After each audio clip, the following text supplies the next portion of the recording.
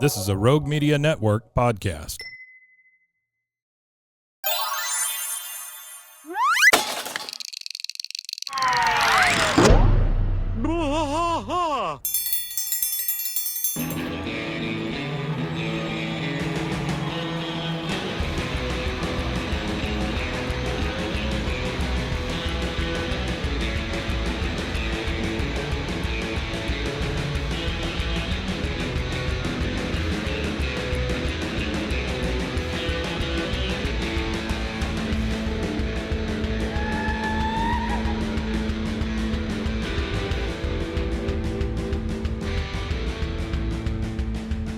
Watch us fight all through the night, deep in the heart of Texas.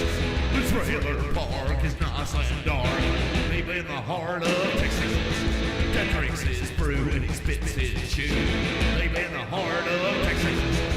The TV blares, but no one cares, deep in the heart of Texas. Here we go!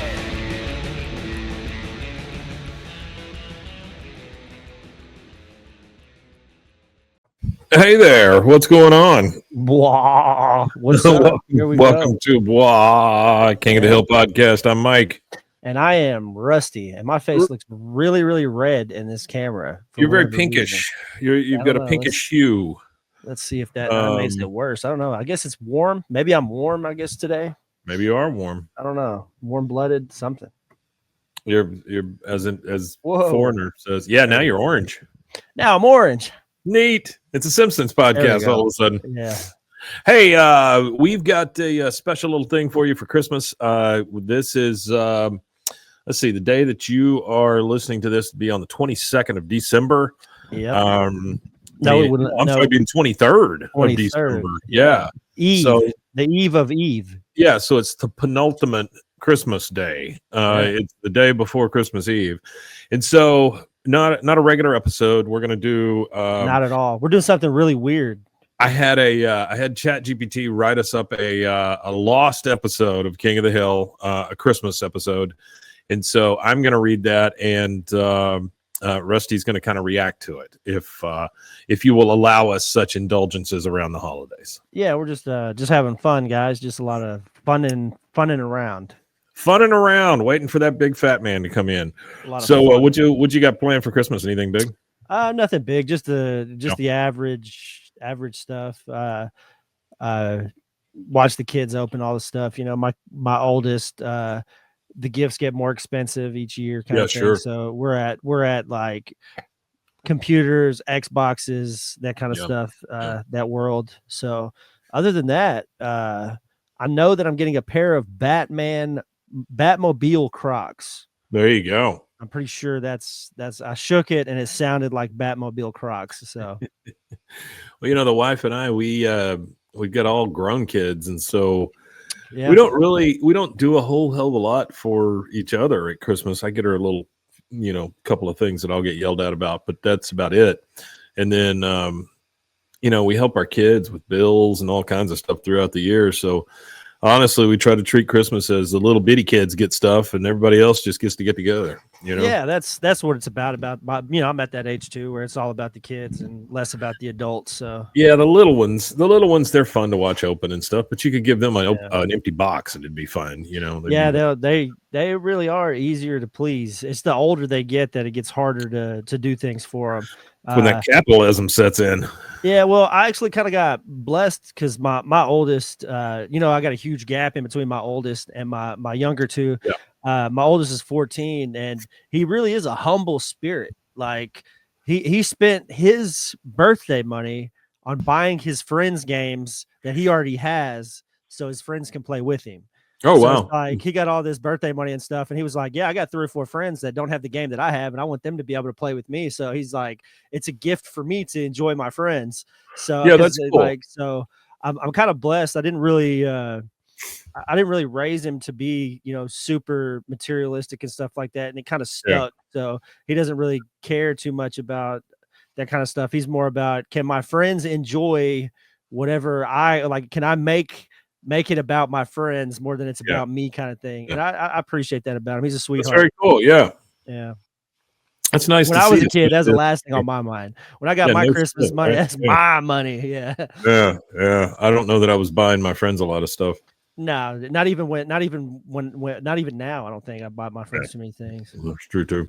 I think the Okay, last time I bought a friend something was when I gifted you the David Letterman it's very comic nice. book. The Yeah, David Letterman yeah. comic book. I think that was the I last need to thing I get it up bought on my somebody. wall in the new office there. Yeah. Okay, so again, had the robots from hell write an episode. Robots from hell sounds like a King of terrible movie.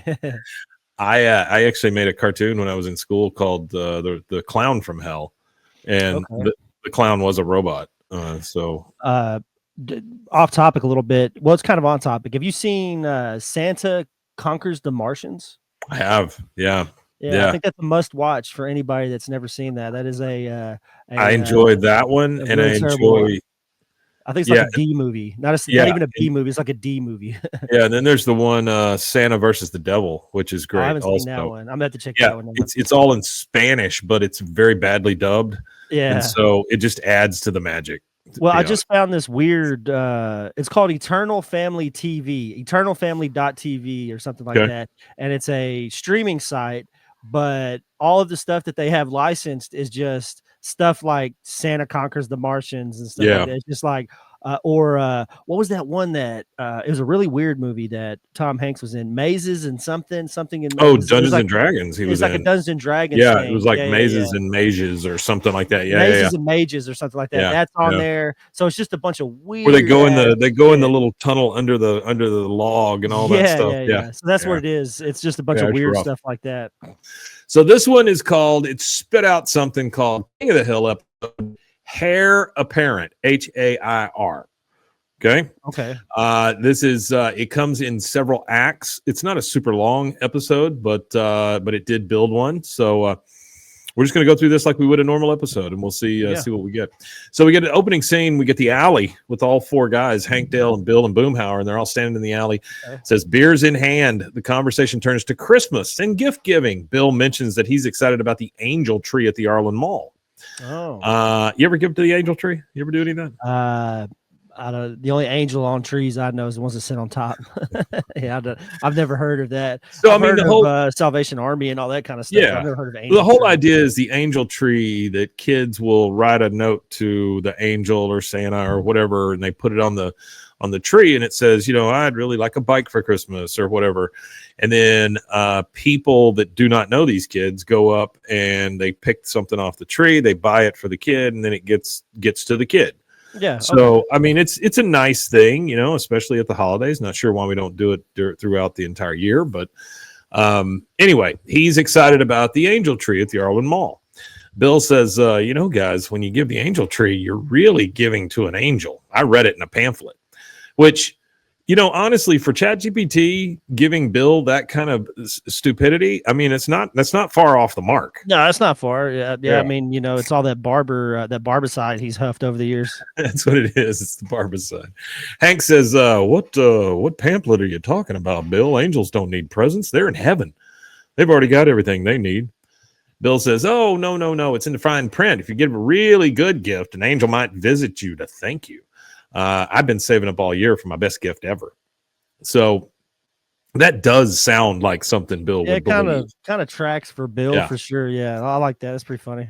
Says the others exchange skeptical looks, but they let it slide, knowing that Bill's eccentric, that he has eccentric ideas. Dale mutters something about angels being government spies. So there we go. We got that tracks. That does track very much so. Meanwhile, at the Hill household, Bobby is engrossed in his video game when Connie calls him to invite him over. Peggy overhears this conversation and teases Bobby about how much he likes Connie. Peggy says, Bobby Hill, is that your lady friend I hear? He goes, Mom, stop. Connie's my friend, but she's also a lady, so technically, yes. Now, that is an exchange that never would have happened. No, never. Yeah, Peggy never. is not teasing Bobby about his girlfriend. That's not going to happen. That's not going to happen. But later at the Susan phone house, Connie laments to Bobby about needing a new violin bow. Now I've read through this story before, and I want you to understand this part makes zero sense to me. It says Bobby is struck with inspiration after noticing Connie brushing her hair. He decides to get her a gift that will make her feel special. So she just told him how much she needs a new violin bow, right? Mhm. I mean, does that not make sense to you that you would get the girl a violin bow? It makes sense, but then again, Bobby is nonsensical, so Yeah. she could say, "I need a violin bow." Oh, you need a hairbrush? Well, you nailed it right there. Okay, so Act 2. Here's Bobby's plan. Bobby realizes he doesn't have enough money for a fancy hairbrush. He visits Joseph for advice. That's also something that would never happen. You're not asking Joseph for any advice on You're not her. really asking him for much of anything. I don't know if he's somebody you would call on for a lot of different, unless you needed somebody strong and dumb. I think That's that it. would be That's about it. Yeah. Joseph says, dude, just sell something. Like I sold my skateboard last week to buy Halo. Okay, well, that Okay. tracks. Bobby Yeah. says, I can't just sell my stuff. Wait, maybe I can. Maybe my game console. So we're getting a little of the, what do you call it? Gift of the Magi thing going on here, right? Yeah. So, Rob Bobby to pay Paul. yes, Joseph is shocked, but Bobby is determined. He brings his console to the pawn shop where he gets enough cash to buy the gold-plated hairbrush. Once again, you don't get into this problem if you just buy the girl a new violin bow. If you would have got the violin bow, but the violin bow honestly might cost more than a hairbrush. Gold-plated hairbrush. Well, gold painted hairbrush, maybe. Maybe it is painted. Maybe it is painted. Meanwhile, Connie overhears Con talking about the hottest new video game. That would never happen either. I'm not sure Con's talking about any video games. Nah, I don't think so either. But inspired, she decides to get it for Bobby. Without enough money, she visits Min, who suggests selling her long hair to a wig maker. Min says, it's only hair, Connie. It grows back. Plus, you'll get a new haircut for free. Okay. Selling hair to a wig maker sounds like a horror movie.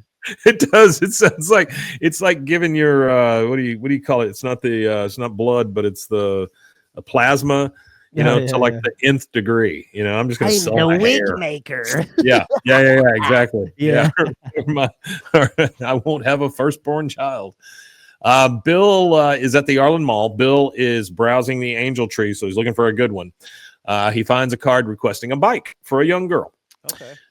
Bill says, a bike. Angels love bikes. Ooh, that's a big leap. He goes, I bet if I get the nicest bike, I'll get to meet my angel this year. He decides to splurge on a shiny chrome bike, but quickly realizes he can't afford it. In desperation, he asks Hank for advice. Hank says, Bill, this isn't about impressing angels. It's about helping kids. Just get what you can afford. Bill remains convinced that he needs the fanciest bike to ensure that he gets visited by an angel. Act 3 here of only, I think, 4. Act 3. Bobby and Connie meet up at the park to exchange gifts. Not sure why they're at the park to do it. Bobby proudly presents the hairbrush, but Connie's now short hair makes it less than practical. Bobby says, I didn't know you cut your hair.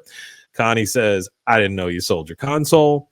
They laugh at the irony, realizing their sacrifices cancel each other out. So there you go. There's your gift to the Magi, definitely. Now, as far as Bill goes, after finally buying the expensive bike by maxing out his credit card, Bill waits eagerly on Christmas Eve for his angel to appear. He decorates his yard with lights and even sets out milk and cookies. Bill is just kind of muttering to himself. He goes, oh, any minute now, she'll swoop down from heaven with her wings all a-glowing. Instead, Dale sneaks into Bill's yard in a makeshift angel costume to prank him. Dale says, I'm your angel, Bill. Now give me that bike. Bill, now terrified, hands over the bike. Dale is caught by Hank, who forces him to return it. Hank says, Bill, you can't expect angels to reward you for doing the right thing. That's not how it works. Bill says, but it felt like a sign. Hank says, the sign was helping someone who needed it. That's enough. Okay. Here's the other issue I have with ChatGPT. It's always trying to teach me a lesson, and I just don't. Yeah, there's a lot of lesson-based stories. Yeah, thank you, robot. I'm good. All right. So on Christmas morning, Bobby and Connie gather with their families. Bobby gives Connie the hairbrush as a keepsake. She places it in her violin case. I thought they had already exchanged presents at the park, but whatever. Connie suggests they play the new game together on her dad's console, turning the situation to a shared experience. Then we go over to Bill. Bill delivers the bike to the angel tree girl and feels genuinely fulfilled when he sees the joy it brings. Bill says, maybe this is better than an angel visit after all. And that's the entire episode. That's That's pretty that's the whole damn thing. Now, the one thing I was impressed by is ChatGPT during the credits. It says in credits, and then underneath it says the credits roll with scenes of Bobby and Connie playing the game, Hank shaking his head at Dale's angel costume, and Bill proudly admiring the angel tree. Well, I got one too. So I plugged in "It's a Wonderful Life" as a King of the Hill episode. Okay. All right. So I'll go ahead and run through that real fast. Sounds It's not good. too long. So it's called "It's a Wonderful Dale." So it's a Dale. It would be a Dale-centric episode. So it's Christmas time in Arlen. The whole neighborhood's lit up with holiday decorations, and then the camera does like a pan to Hank, and he's got this 12-foot propane tank Santa, an inflatable on his lawn. And then Peggy comes out with some cookies and says, "Hank, don't you think this is a little much?" And he responds, "Peggy, propane Santa is not just a decoration. He's a statement. It's about the true spirit of a clean burning Christmas." So that's very on brand. Yeah, it is. I think it's and hilarious. I could see him building a Santa out of actual like old decommissioned propane tanks. Yeah, like some kind of like art or whatever, like the metal art with the welding and all that. Yeah, I could see that too. Yeah, and maybe then, like those forks that you use for meat on the grill as hands, yeah, that kind of thing. Yeah.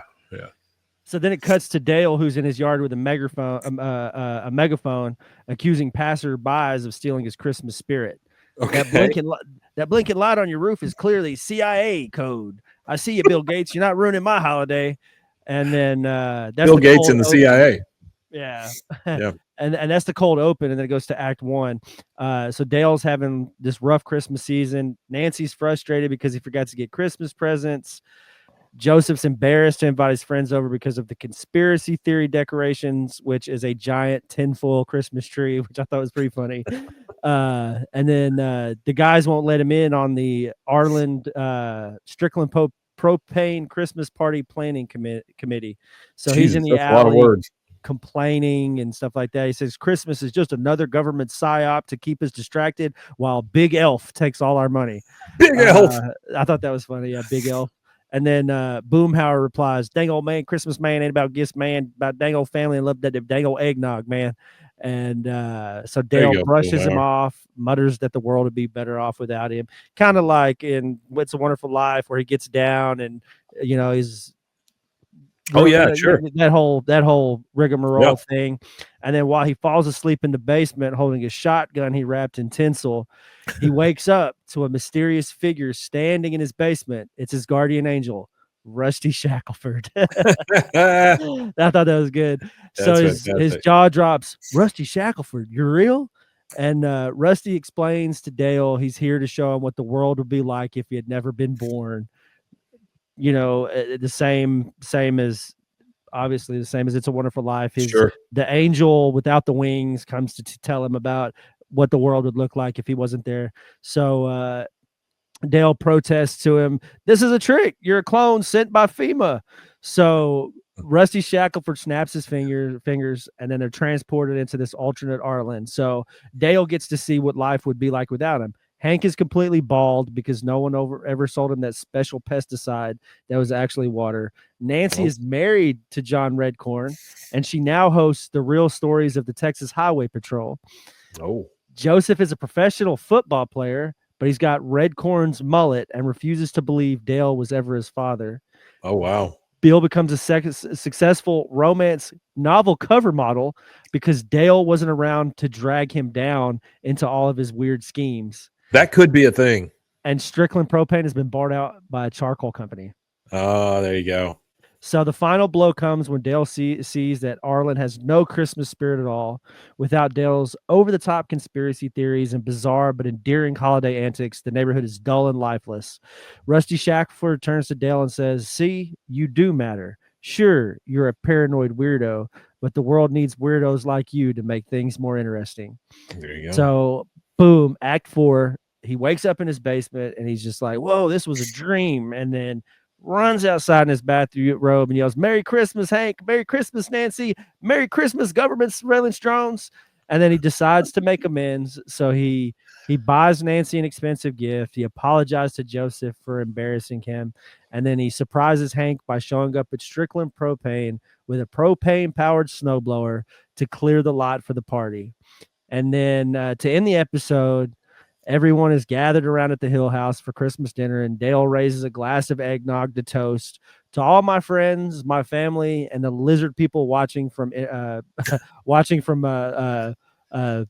low atmosphere orbit. Merry Christmas. Everyone laughs and joins in on the toast, and Hank reluctantly mutters, Merry Christmas, Dale.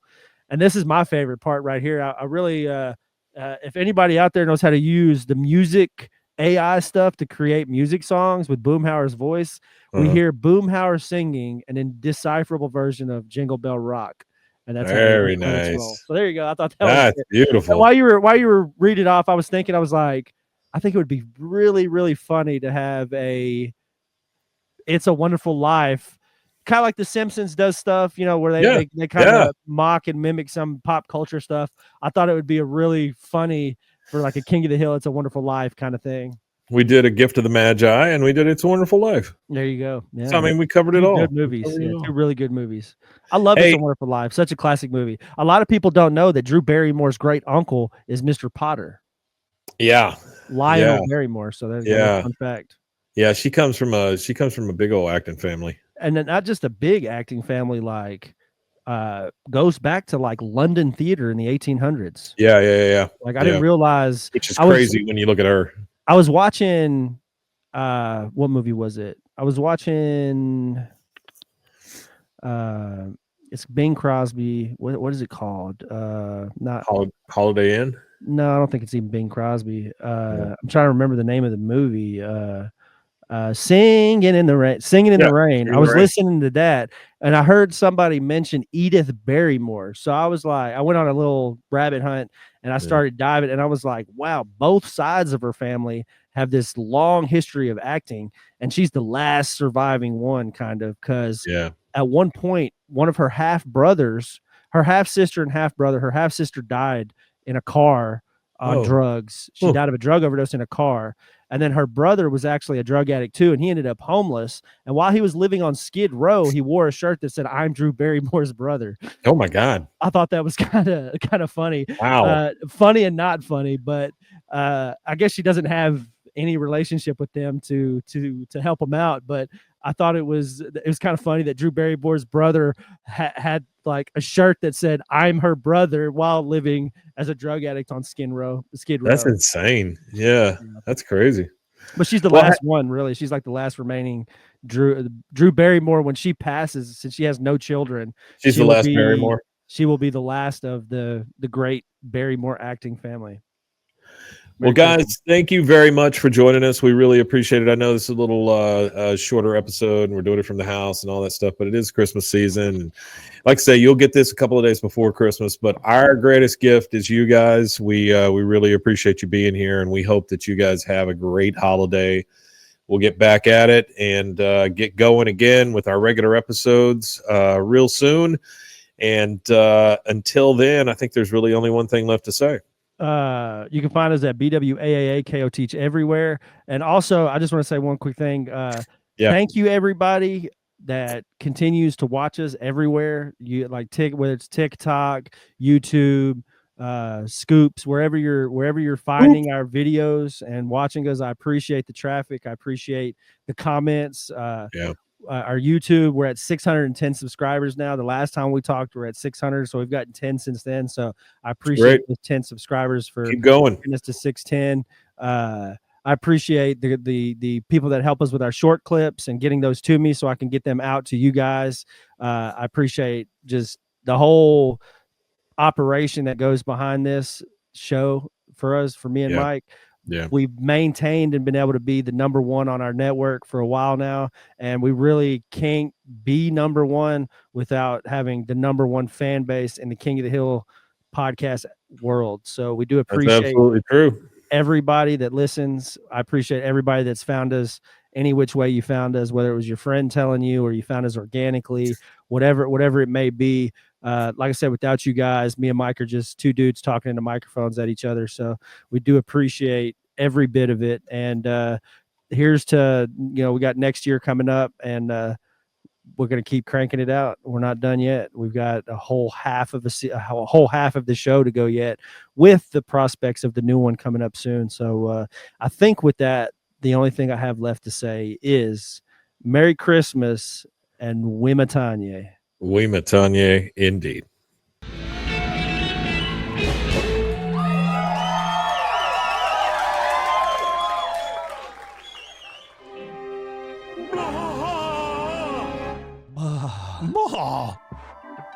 This has been a Rogue Media Network production.